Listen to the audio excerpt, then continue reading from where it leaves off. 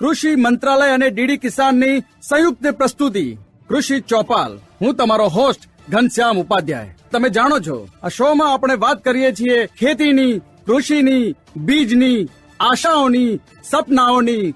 અને આજે આ વાત કરવા માટે આપણે આવી ગયા છીએ બિહારની રાજધાની પટના, ભારતીય કૃષિ સંશોધન પરિષદના પૂર્વીય સંશોધન કેમ્પસમાં. અને આજ આપણે વાત કરીશું રવિ પાકના ઉત્પાદન, પ્રગતિ અને જીવાત નિયંત્રણ વિશે. અમારા શોની પરંપરા છે કે શોની શરૂઆત અમે એક શાનદાર રિપોર્ટથી કરીએ છીએ. ખેતીમાં રવિ પાકનું ખૂબ જ મહત્વનું સ્થાન છે. ઘઉં અને સરસવ મુખ્ય રવિ પાક છે.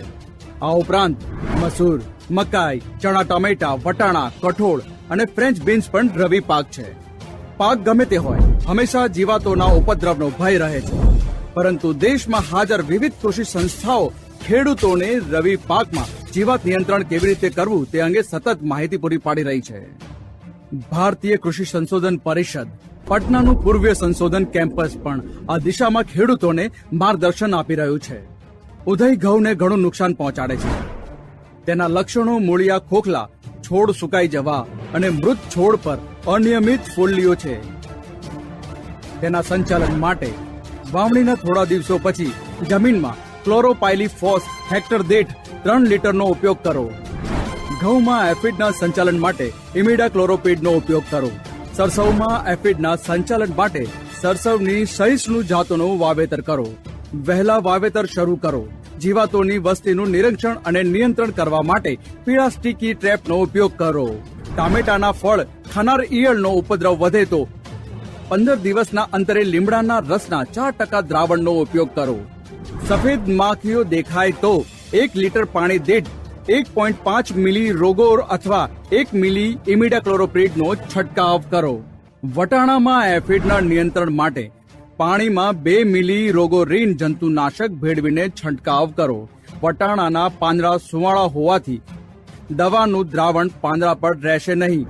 તેથી દ્રાવણમાં 0.5 મિલી સાબુ અથવા કેન્ટોવીટ ભેળવીને છંટકાવ કરો. છોડમાં લીફ માઇનરનું નિયંત્રણ કરવા માટે જમીનમાં હેક્ટર દીઠ ફુરાદાન 3G 6.87 કિલો વાપરો. પોડ બોરરના નિયંત્રણ માટે ઓર્ગેનિક જંતુનાશક ડેલ્ફિન બીટી 1 લીટર પાણી દીઠ 1 ગ્રામ ઓગાળીને છંટકાવ કરવો જોઈએ. નિષ્કર્ષમાં નિષ્ણાતોની સલાહ પર આધારિત રવિ પાકમાં સમયસર જીવાત નિયંત્રણ તમને નુકસાનથી બચાવી શકે છે.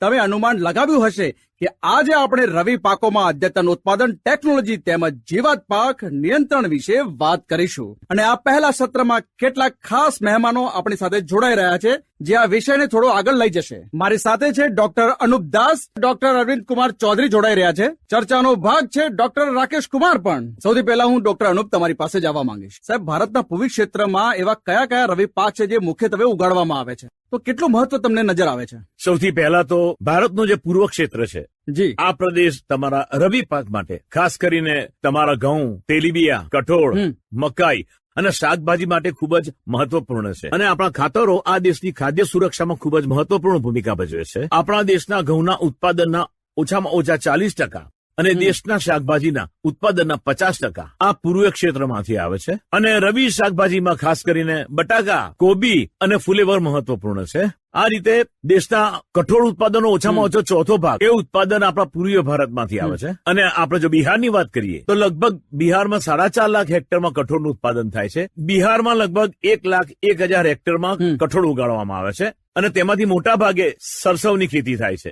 એટલે જો વાત કરીએ આપણે રવિ ફસલની, તો આ ખેડૂતોની આજીવિકા માટે અને એમના પોષણ મૂલ્ય માટે ખૂબ જ મહત્વપૂર્ણ. ચાલો હવે આપણા પ્રેક્ષકો તરફ જઈએ. તો અજય, કૃપા કરીને તમારો પ્રશ્ન પૂછો. અમારા મુખ્ય પાકો ડાંગર અને ઘઉં છે અને અમે જાણવા માંગીએ છીએ કે ડાંગર અને ઘઉંની ખેતીમાં વધુ ઉપજ કેવી રીતે મેળવી શકાય. અદ્યતન ટેકનિકો અપનાવી જોઈએ. આપણી પાસે આપણા રાજ્યની એક જાત છે જેને સંઘપ્રિયા કહેવામાં આવે છે, જે ટૂંકા ગાળાની અને દુકાળમાં સહનશીલ છે. એવી જ રીતે ઘઉંની પણ કેટલીક જાતો છે જે ગરમી સહન કરી શકે છે. આને અનુસરીને આપણે બીજો પાક સીધો વાવી શકીએ છીએ અને પહેલા પાકની લણણી પછી જો આપણે છીછરા ખેડાણ દ્વારા ઘઉં વાવીએ અને એની સાથે જો આપણે લણણી પછી પાકના કચરાનું સંચાલન અને પ્રક્રિયા કરીએ, તેથી ડાંગર અને ઘઉંનો ખેતી પછી જો આપણે લીલા ચણા વાવીએ, પાક છે તે ઘઉં, ચોખા, તમે મગની પણ ખેતી કરી શકો છો. તો આને અનુસરીને આપણે આ ઠીક છે. પદ્ધતિની ઉત્પાદકતામાં 20 થી 30% વધારો કરી ઠીક શકીએ. છે. ડોક્ટર અરવિંદ આપણી સાથે છે. ડોક્ટર અરવિંદ, બજેટ આ વખતે આપણે જોયું અને બજેટમાં ઘણી બધી બાબતો ખાસ કરીને ખેડૂતો માટે છે. તેમાંથી એક કઠોળ ખેતી ક્ષેત્રમાં આત્મનિર્ભરતા વધારવાની હતી. મસૂર વિશે ઘણી બધી ચર્ચા થઈ હતી. સાહેબ, આ બધું કેવી રીતે થશે? ખાસ કરીને તુવેર, કાળા ચણા અને મસૂર, સરકારે આ 3 કઠોળ પાક પર વધુ ભાર મૂક્યો. આ બજેટ જોગવાઈ હેઠળ ખેડૂતો આ 3 પાકમાંથી ગમે તે ઉત્પાદન કરે. ભારત સરકાર તેમને 6 વર્ષ માટે લોન પર લઘુત્તમ સહાયની ગેરંટી આપે છે. બરાબર છે. બીજું, સરકાર જમીન ધારણ સમાનતા વધારવા માટે સબસિડી રૂપે કંઈ પણ કરશે. અને તમે જાણો છો, જો ખેડૂતોને લાગે કે તેમને ખાતરીપૂર્વક કિંમત મળશે અને તેમને તેમના ઉત્પાદનનું યોગ્ય મૂલ્ય મળશે, તો ખેડૂતો સ્વાભાવિક રીતે આવા પાક તરફ આકર્ષિત થશે. જ્યારે આપણે ખેડૂતો વિશે વાત કરીએ છીએ ત્યારે મહિલા ખેડૂતો ખૂબ જ મહત્વપૂર્ણ છે. સુનીતાજી અમારી સાથે જોડાઈ રહ્યા છે. સરસો અને બટેકાની લણણી કર્યા પછી કયા પાકની ખેતી કરી શકાય? આબોહવા માટે જે પણ યોગ્ય હોય, મગની દાળ, વિરાટ જાત 55-60 દિવસમાં ઉગાડી શકાય છે. જો તમે એને વાવી અને 3-4 વખત પાણી આપો તો તમને મગની દાળ 1 થી 1.5 ટન ઉપજ મળશે અને એની સાથે અન્ય પાક સાથે થયેલા પોષણના નુકસાનને આ મગનો પાક તે ખેતરના નાઇટ્રોજનને ટ્રાન્સફર કરીને તેને ભરપાઈ કરશે. જો તમે શીંગના 1 કે 2 પાક તોડીને જમીનમાં મગનો સંપૂર્ણ બાયોમાસ મેળવી દો છો તો આપણી જમીન નવજીવન પામે છે અને આપણે વર્ષો સુધી પૂરતી ઉપજ મેળવી શકીએ છીએ. તમારા માટે બીજો વિકલ્પ છે. જો તમે વધુ પૈસા કમાવા માંગતા હો તો હવે આપણી પાસે બેબી કોર્ન છે. બેબી કોર્નની ખેતી માટે આ યોગ્ય સમય છે. જેમ કે HM4, જો તમે એની ખેતી કરો છો તો તમે 60 થી 65 દિવસમાં તેની લણણી કરી શકો છો. ડોક્ટર અનુપ સાહેબ, આ ધાન પ્રતિ ભૂમિની જે સમસ્યા છે એ બહુ મોટી સમસ્યા છે. આ પણ સમજાવો સાહેબ કે આમાં કઈ રવિ પાકો જે છે એપ્રોપ્રિએટ છે? જમીન દીઠ અનાજનો મુદ્દો એ જમીન છે જ્યાં વરસાદી ખેતી કરવામાં આવે છે અને ડાંગરની ખેતી પછી ખેતરો ખાલી રહે છે કારણ કે ભેજનું બાષ્પીભવન, સિંચાઈનો અભાવ અને અન્ય કોઈ સામાજિક આર્થિક સમસ્યાને કારણે ચોખાની લણણી થઈ જાય છે. હું ખાતરીપૂર્વક કહું છું, આપણે ખેતરોમાં તેલીબિયા અને કઠોળની ખેતી કરીએ અને જમીનની ગુણવત્તાનું રક્ષણ કરીએ તો સારું ઉત્પાદન પણ મેળવીએ તો આપણે આપણા પ્રદેશમાંથી ઓછામાં ઓછા 5 થી 7 મિલિયન ટન તેલીબિયા અને કઠોળનું ઉત્પાદન કરીશું. તો આપદામાં અવસર તમે ગોતી હાજી, રહ્યા છો. હાજી, હાજી. બરાબર છે. કુદરતી સંસાધન જેમ કે માટી, પાણી, હવા, આ બધા જૈવ વિવિધતાના પાસાઓ છે. કેવી રીતે પુનઃસ્થાપિત કરીએ, સંરક્ષણ કરીએ? પરંપરાગત અને રૂઢિગત ખેડૂતો જમીનમાં વ્યાપક ખેડાણ કર્યા પછી, ચાસ પાડ્યા પછી ખેતી કરે છે, જ્યાં અમે એમના સીધા જમીનમાં બીજ વાવવાનું કહીએ છીએ અને એમને ટૂંકા ગાળામાં પાક લેવા માટે પ્રોત્સાહિત કરીએ છીએ અને અમે શૂન્ય બજેટ ખેતીનો ઉપયોગ કરીને 30% છોડના અવશેષો છોડીને ઘઉંની ખેતી કરવાની ભલામણ કરીએ છીએ. માત્ર 50-60 દિવસમાં ઉગી નીકળતી મગની દાળની વિવિધતા ઉગાડીએ છીએ. અમે 2 વાર લણણી કર્યા પછી છોડના અવશેષોને જમીનમાં ભેળવીએ છીએ. આ પદ્ધતિ દ્વારા એક પરંપરાગત ખેડૂત જે હેક્ટર દીઠ 5 થી 8 ટન અનાજનું ઉત્પાદન કરે છે એ હવે હેક્ટર દીઠ 12 થી 15 ટન ઉત્પાદન મેળવી શકશે. કૃષિ ચોપાલ અને આ સત્રમાં આપણે રવિ પાકોમાં જીવાત નિયંત્રણ વિશે વાત કરીશું. મારી સાથે છે ડોક્ટર મોહમ્મદ મોનોબુલ્લાહ સાહેબ, ડોક્ટર જયપાલ ચૌધરી, ડોક્ટર રામ કેવલ સાહેબ. ચાલો શરૂઆત તમારાથી જ કરીએ સાહેબ. જાણવા માંગુ છું કે ઘણીવાર એવું જોવા મળે છે કે સંગ્રહ દરમિયાન અનાજમાં જંતુઓ અને જીવાતોનો ઉપદ્રવ થાય છે અને તેના કારણે આપણા ખેડૂત ભાઈઓને નુકસાન થઈ જ રહ્યું છે. સાહેબ, આ નુકસાન કેવી રીતે રોકી શકે? સૌથી મહત્વપૂર્ણ છે કે તમારા અનાજને યોગ્ય રીતે લણણી અને સાફ કર્યા પછી તેને સૂર્યપ્રકાશમાં સૂકવી દો જેથી અનાજમાં 10 થી 12% ભેજ રહે. બીજું, તમારે અનાજના સંગ્રહ માટે નવી બેગનો ઉપયોગ કરવો જોઈએ. જો તમે જૂની બેગ અથવા સાચવેલી બેગનો ઉપયોગ કરવા માંગતા હો તો તેમને માલાથિયોનથી સારવાર કરો અને છાયામાં સૂકવો, પછી જ તમે તેનો ઉપયોગ કરી શકો છો. બીજું, તમારા સંગ્રહના દાણાને યોગ્ય રીતે સાફ કરો, ફ્લોર સાફ કરો અને તમારા અનાજ ભંડારને માલાથિયોન લોશનથી સારી રીતે સાફ કરો. તમને સારા પરિણામ કેટલાક ખેડૂતો જોડાઈ રહ્યા છે, એમના સવાલો પણ સાંભળીશું. સંજીવ કુમારસિંહ. નમસ્તે સાહેબ. પાકમાં જીવાતનો ઉપદ્રવ થાય તો કઈ દવાનો ઉપયોગ કરવો જોઈએ? દરેક પાક માટે, દરેક જંતુ માટે ETL મૂલ્ય બનાવવામાં આવ્યું છે જે ભલામણ કરે છે કે કયા જંતુ પર, કયા પાકમાં, કયા માત્રામાં કેટલા જંતુનાશકનો ઉપયોગ કરવો જોઈએ. તમારે રાસાયણિક જંતુનાશકોનો ઉપયોગ ફક્ત ત્યારે જ કરવો જોઈએ. ઉદાહરણ તરીકે, જો તમે સરસવની ખેતી કરી રહ્યા છો તો તમારે જોવું જોઈએ કે જ્યારે સરસવ ફૂલી રહ્યો હોય, છોડ ફૂલોમાં તબક્કામાં હોય અને જો પાક પર એફિડની વસ્તી 15 થી 20% હોય તો જી. ત્યારે ત્યાં રાસાયણિક જંતુનાશકનો ઠીક છે. ઉપયોગ કરવો ડોક્ટર જોઈએ. જયપાલ ચૌધરી આપણી સાથે છે. ડોક્ટર જયપાલ, જ્યારે આપણે પૂર્વીય ઉચ્ચ પ્રદેશ વિશે વાત કરીએ છીએ ત્યારે કઠોળ અહીં એક મહત્વપૂર્ણ પાક છે. જો કે કઠોળનો કયો પાક અને બીન્સની કઈ વિવિધતા અને કયા વિષયને પ્રસ્તુત કરવામાં આવેલ છે, જીવત વ્યવસ્થાપન કઈ રીતે કરવામાં આવે? 2 પ્રકારની જાતો છે. હમ. એક લતા છે અને બીજી બુશ બીન્સ છે. લતા જાતોમાંની એક સ્વર્ણ ઉત્કૃષ્ટ છે. તે લાંબા ગાળાનો પાક છે. જો તમે તેને યોગ્ય સમયે ઓગસ્ટ થી સપ્ટેમ્બર મહિનામાં વાવો છો તો તમારે સ્વર્ણ ઉત્કૃષ્ટની ખેતી કરવાનું પસંદ કરવું જોઈએ. તેને રોપ્યાના 90 દિવસ પછી પાક ફૂલ આવવાનો શરૂ કરશે. પહેલી લાવણી 120 દિવસમાં કરી શકાય. આ જાતનું ઉત્પાદન ખૂબ સારું છે. તમે આ જાતમાંથી 135-140 ટન લીલા કઠોળનું ઉત્પાદન મેળવી શકશો.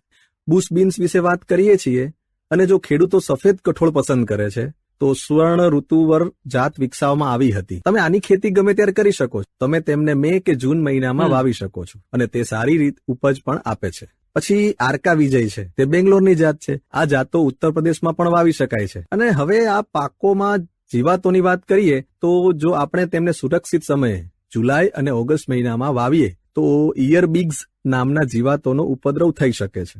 લીમડા આધારિત જંતુનાશકો જેમ કે એઝાડિરાક્ટિન 10,000 ppm દ્રાવણને 1 લીટર પાણી દીઠ 4 મિલી પાણીમાં ભેળવવાના છંટકાવ કરવાથી ઇયર બીગ્સનો ઉપદ્રવ દૂર થશે. પહેલા પાકમાં પોડ બોરરનો ઉપદ્રવ વધુ હશે. ત્યારબાદ નિયંત્રણ માટે ફ્લુબેન્ડામાઇડ 39.35% SC ફોર્મ્યુલેશનનો ઉપલબ્ધ છે. ખેડૂતોને જરૂર પડીએ 1 લીટર પાણી દીઠ 0.4 મિલી દ્રાવણ સાથે દ્રાવણનો છંટકાવ કરી શકે ઠીક છે. નીલમ અમારી સાથે જોડાઈ રહ્યા છે. મારો પ્રશ્ન એ છે સાહેબ કે અમે ચણા અને તુવેરની ખેતી કરીએ છીએ, જો કે સિંગો બનતી વખતે જંતુઓનો હુમલો થાય છે. કૃપા કરીને આ માટે કોઈ ઉપાય સિંગો સૂચવો. ખાનાર જંતુનો ઉપદ્રવ ચણા અને તુવેર પાકમાં જોવા મળે છે. આ જંતુઓ સર્વભક્ષી છે, જેનો અર્થ એ છે કે આ પાક સિવાય તે ટમેટા, મરચા અને અન્ય દરેક પાકોમાં જોવા મળે છે.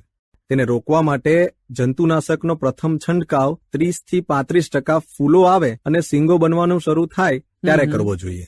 આપણે જંતુનાશકોનો છંટકાવ કરવાની જરૂર છે. કૃપા કરીને યાદ રાખો કે તમારે જંતુનાશકનો પ્રથમ છંટકાવ નિર્ધારિત રીતે કરવાની જરૂર છે. આ માટે એક ચોક્કસ કાર્બનિક હાર્બિસાઇડ છે જે HANPV 250 LE. આનો દર હેક્ટરમાં છંટકાવ કરો. જો HANPV ઉપલબ્ધ ના હોય તો બીટી પાવડર ઉપલબ્ધ હોય તો એકર દીઠ 400 ગ્રામ બીટી પાવડરનો છંટકાવ કરો.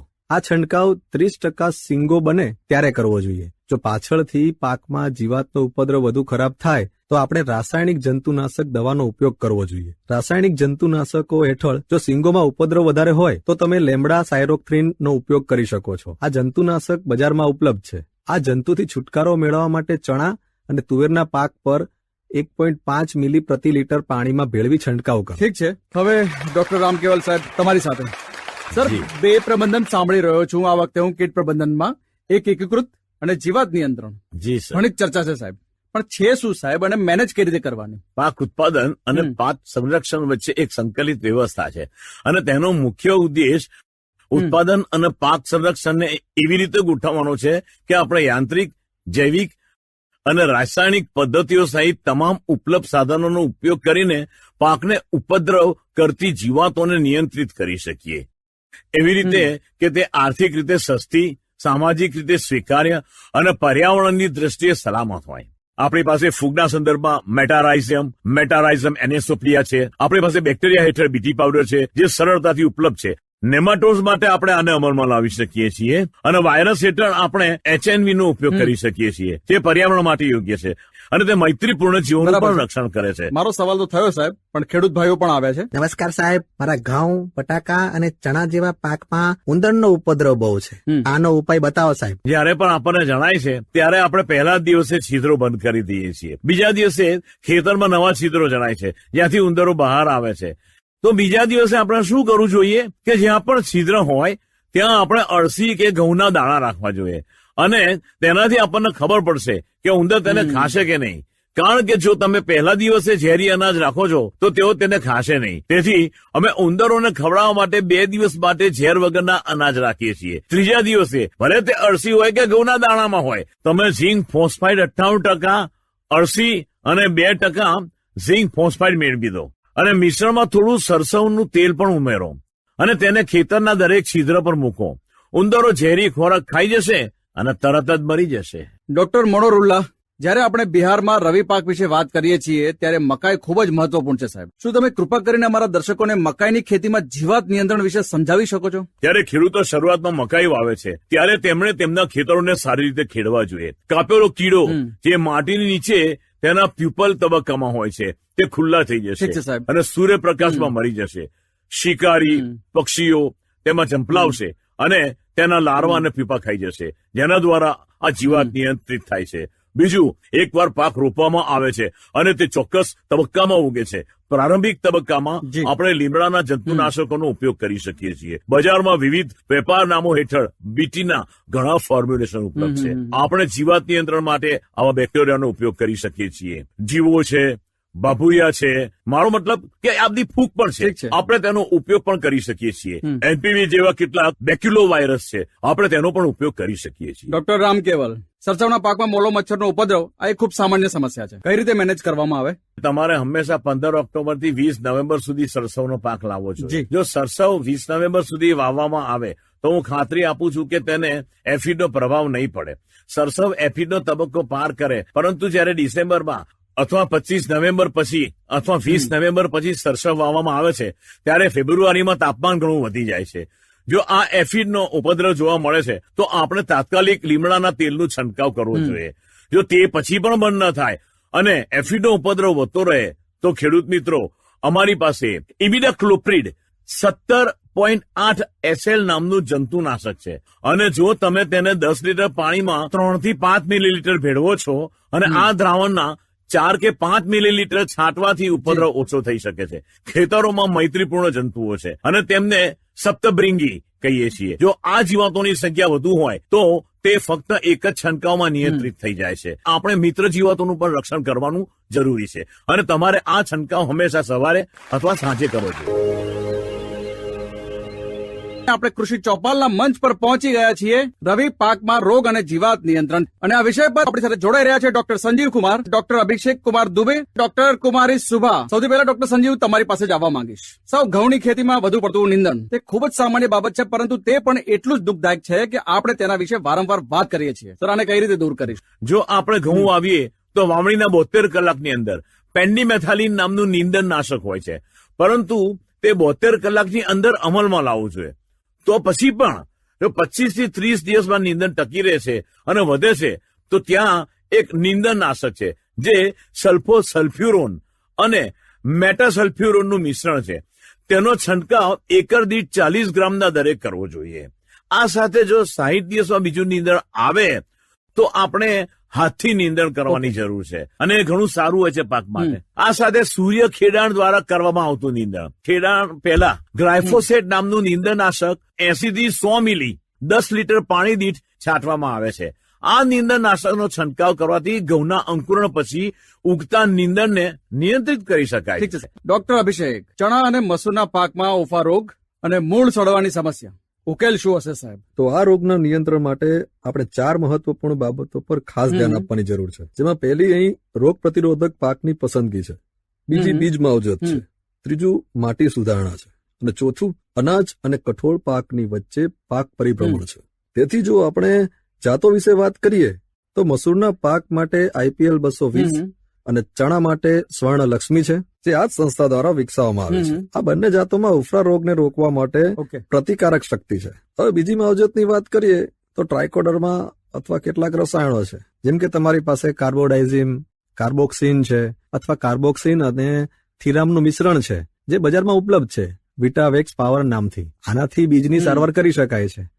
અને ટ્રાયકોડર્માથી બીજની સારવાર કરતી વખતે કૃપા કરીને ધ્યાનમાં રાખો કે તેનું ફોર્મ્યુલેશન દર 1 કિલો બીજ દીઠ 6 થી 10 ગ્રામ હોવું જોઈએ.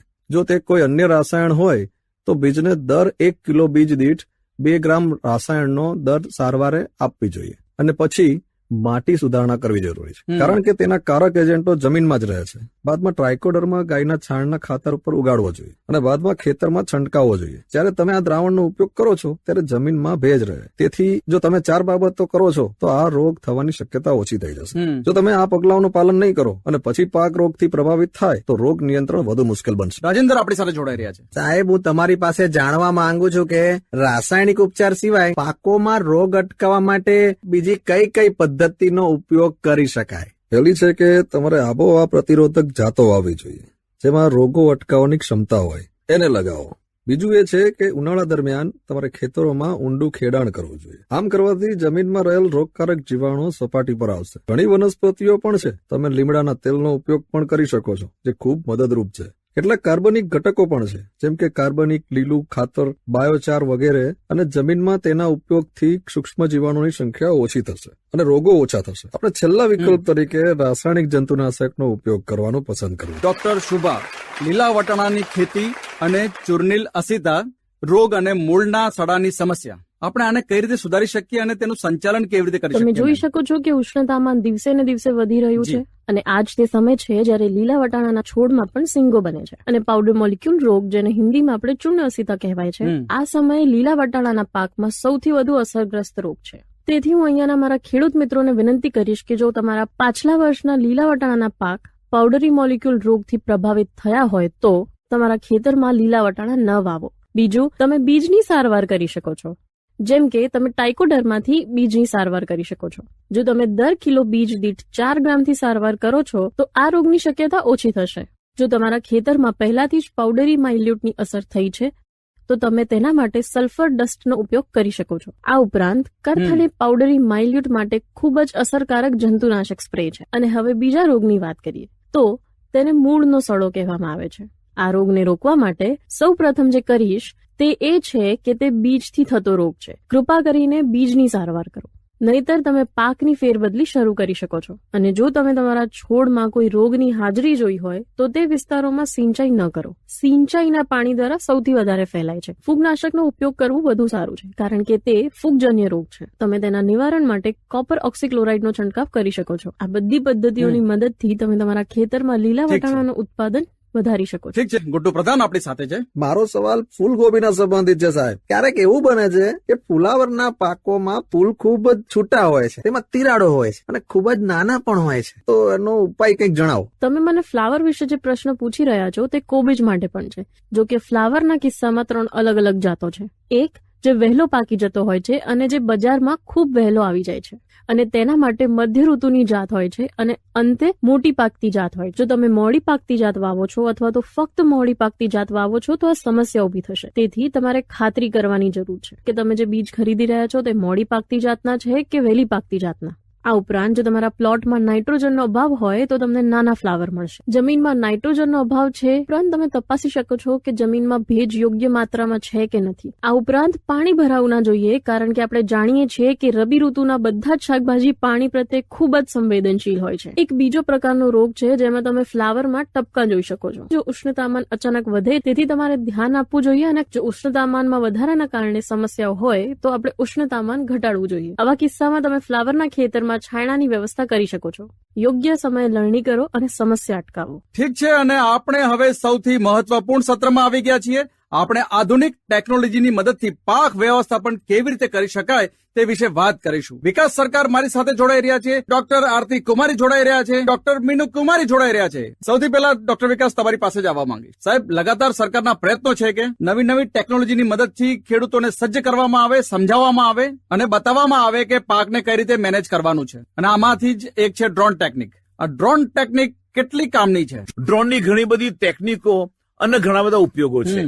આપણે પાકનો વિકાસ દર, પાકનો અભ્યાસ, માટીનું વિતરણ, રોગ અને જીવાત નિયંત્રણ, જીવાત અને રોગ નિયંત્રણ, સિંચાઈનું સંચાલન, જમીનની ભેજ અને તેને કેવી રીતે નિયંત્રિત કરવું તે જોઈ અને રેકોર્ડ કરી શકીશું. આ ડ્રોનની અંદર એક સેન્સર છે. તમે આ સેન્સર દ્વારા બધું જાણી શકો છો. તેથી દેશમાં ડ્રોન દ્વારા ઘણું કામ થઈ રહ્યું છે. પાક પર જંતુનાશકોનો ઉપયોગ માટે આપણે આ ટેકનોલોજીનો ઉપયોગ કરીને ઈચ્છિત પરિણામો મેળવી શકીશું. ઠીક છે, તો આપણે પરંપરાગત પદ્ધતિઓ સાથે ટેકનોલોજીને અપનાવવી પડશે. સુશીલ કુમાર આપણી સાથે જોડાઈ રહ્યા છે. હું મકાઈ, ઘઉં, ચણા અને મસૂરની ખેતી કરવા માંગુ છું સર. એક જ મશીનથી હું કેવી રીતે કરી શકું? એક મશીન છે, તે સૌથી આધુનિક મશીનોમાંનું એક છે. તેને મલ્ટી ક્રોપ ઇન્ક્લાઇન્ડ પ્લાન્ટર કહેવામાં આવે છે, જેના દ્વારા તમે મધ્યમથી મોટા કદના પાકના બીજ વાવી શકો છો. તમે ચારેય બીજ વાવી શકો છો. મધ્યમથી મોટા અનાજ, વિવિધ કદ અને પ્રકારના અનાજ માટે તમે સ્ટીલ પ્લેટ કૃપા કરીને ખરીદો. ખરીદ્યા પછી જ્યારે તમે વાવણી કરો છો, ફક્ત તમારી જરૂરિયાત મુજબ પ્લેટ બદલવાની જરૂર છે. ડોક્ટર આરતી આપણી સાથે છે. ડોક્ટર આરતી, દરેક બાબતમાં પાણી વ્યવસ્થાપન ખૂબ જ મહત્વપૂર્ણ છે. કઈ એ આધુનિક ટેકનોલોજી છે જે રવિ પાકના પાણીના વ્યવસ્થાપનમાં ઉપયોગ લઈ શકાય છે? ખેડૂતો સૂક્ષ્મ સિંચાઈ પ્રણાલીનો ઉપયોગ કરીને સિંચાઈ ખર્ચના 80 થી 90% બચાવી શકો છો. આ ઉપરાંત ડીપ સિંચાઈ, જેને કહેવાય છે ટપક સિંચાઈ. ટપક સિંચાઈનો ઉપયોગ કરીને તમે સિંચાઈ ખર્ચના 50 થી 70% બચાવી શકો છો. બીજી પદ્ધતિ સ્પ્રિંકલ સિંચાઈ છે, જેમાં પાણીનો છંટકાવ કરવામાં આવે છે. આ ઉપરાંત ટેકનોલોજીના યુગમાં સેન્સર આધારિત, ઇન્ટરનેટ ઓફ થિંગ આધારિત સ્માર્ટ સિંચાઈ પ્રણાલી રજૂ કરવામાં આવી છે. ખેડૂતો તેનો ઉપયોગ કરી શકે છે અને તેમનો સમય અને શ્રમ પણ બચાવી શકે છે. અને જે નાના અને શ્રીમંત ખેડૂતો આ તકનીકનો ઉપયોગ કરી શકતા નથી, તેઓ ઓછી કિંમતની ટાંકી આધારિત ટપક સિંચાઈ પ્રણાલીનો ઉપયોગ કરી શકે છે. ઠીક છે, દેવેન્દ્રજી આપણી સાથે છે. મને કેટલાક મશીનો વિશે માહિતી જોઈએ છે જે વીજળીની મદદ વગર પણ સિંચાઈ હવે કરી સૌર શકે. આધારિત સોલાર પેનલનો ઉપયોગ કરીને તમે સૌર ઉર્જા આધારિત સિંચાઈ પંપનો ઉપયોગ કરીને વીજળી વગર તમારા ખેતરની સિંચાઈ કરી શકો છો. પરંતુ બધા ખેડૂત ભાઈઓએ ધ્યાન રાખવું જોઈએ કે ભૂગર્ભ જળનું ખૂબ શોષણ થઈ રહ્યું છે. તેથી જો તમે સૌર ઉર્જા આધારિત સિંચાઈ પંપનો ઉપયોગ કરી રહ્યા છો તો કૃપા કરીને યોગ્ય પંપ પસંદ કરો. અને તમને એ જાણીને ખૂબ આનંદ થશે કે કેન્દ્ર સરકાર દ્વારા પીએમ કુસુમ યોજનાનો લાભ મેળવી શકો છો અને સૌર ઉર્જા આધારિત સિંચાઈ પંપનો ઉપયોગ કરીને 100%, ટપક સિંચાઈ આધારિત પંપનો ઉપયોગ કરીને 50 થી 75% સબસિડી મેળવી શકો. પણ ડોક્ટર મીનુ, સૌથી મોટો પ્રશ્ન એ છે કે માટી હોય, પાણી હોય કે અન્ય કોઈ કુદરતી સંસાધનો હોય, આપણે જોઈએ છીએ કે તેમની ગુણવત્તાનો ગ્રાફ નીચે જઈ રહ્યો છે. મેડમ, આપણે આ ગ્રાફને ઉપર કેવી રીતે લઈ જઈ શકીએ અને પાકના સંચાલનમાં તેનો સમાવેશ કેવી રીતે કરી શકીએ? જો આપણે શાકભાજીની ખેતી વિશે વાત કરીએ તો તેમાં એક ટેકનોલોજી છે જે છે રેજ 2 ટેકનોલોજી. અહીં તમારે ક્યારામાં શાકભાજીના રોપવાની જરૂર છે, અથવા જો તમે બીજ વાવવા માંગતા હોવ તો તે પણ ક્યારામાં જ વાવવા જોઈએ. તમારે 60 સેન્ટીમીટરની પહોળાઈ વાળો ક્યારો બનાવવાની જરૂર છે. તમારા ખેતર પ્રમાણે તેની લંબાઈ રાખી શકો છો. ક્યારો બનાવ્યા પછી તેમાં ટપક સિંચાઈનો ઉપયોગ કરી શકો છો અને આવી સિસ્ટમ માટે તમે સબસિડી પણ મેળવી શકો છો. ત્રીજો પ્રકાર પોલીમાલ્યાનો ઉપયોગ છે. તમે તેનો ઉપયોગ કરી શકો છો. તેના ઘણા ફાયદા છે. સૌપ્રથમ હું એ કહેવા માંગુ છું કે આપણે પાકમાં ઘણા રોગો વિશે વાત કરી રહ્યા હતા. સિંચાઈના માધ્યમથી રોગને અટકાવવા માટે આ એક અસરકારક પદ્ધતિ છે. બીજું, છોડના મૂળની નજીક સૂક્ષ્મ આબોહવા જળવાઈ રહે છે, તેથી પોલીમોલિયા પાકના મૂળમાં યોગ્ય તાપમાન જાળવી રાખે છે. બીજી ટેકનોલોજીની વાત કરું તો તે પ્રોટ્રે ટેકનોલોજી છે. પ્રોટ્રે ખૂબ જ ઓછા ખર્ચમાં ઉપલબ્ધ છે. તમારે સમાન માત્રામાં કોકોપીટ અને વાર્મી કમ્પોઝડ લેવા પડશે અને પેટ્રોમાં કોષો વાવવા પડશે. અને પેટ્રોમાં દરેક કોષોમાં એક પછી એક બીજ વાવી શકો છો. તેથી પોર્ટ્રેટ પદ્ધતિનો ઉપયોગ કરવામાં વધુ ફાયદો છે. અહીં તમે પ્રારંભિક ખેતી કરી શકો છો. જ્યારે ખેતરો ભરેલા હોય ત્યારે પણ તમે પોર્ટ્રેટમાં પાકની ખેતી કરી શકો છો. ઠીક છે, નીલમજી આપણી સાથે જોડાઈ રહ્યા છે. હું શાકભાજીની ખેતી કરું છું. હું બિનમોસમી ખેતી કેવી રીતે કરી શકું? બિનમોસમ ખેતી માટે એક સરળ ટેકનોલોજી, તેને પોલીટનલ ટેકનોલોજી કહેવામાં આવે છે. પોલીટનલ ટેકનોલોજીની મદદથી તમે ડિસેમ્બરમાં બીજ વાવી શકો છો અને છોડની નર્સરી પણ બનાવી શકો છો. આ પદ્ધતિમાં તમારે ફક્ત પારદર્શક સફેદ રંગની પોલિથીનનો ઉપયોગ કરવાનો છે અને સ્થાનિક રીતે ઉપલબ્ધ સામગ્રીથી ટનલ જેવી રચના બનાવવાની છે. તમે એક ટનલ બનાવો અને તેને બંધ બાજુથી માટીમાં દબાવી દો. તે પોલીટનલ બની જશે. તમે જોશો કે ટનલની અંદરનું ઉષ્ણતામાન બહાર કરતા 10 થી 12 ડિગ્રી વધુ હશે. અહીં તમે ટનલમાં બીજ વાવી શકો છો અને રોપા પણ વાવી શકો છો. જી, મારી પાસે સમય આટલો જ હતો આ સેશનમાં. ખૂબ ધન્યવાદ તમારા ત્રણેયનું. તમે જાણકારી આપી, તમે લોકો આવ્યા, ખૂબ ધન્યવાદ. ચાલો આ એપિસોડનો અંત તાળીઓના ગડગડાટની સાથે કરીએ.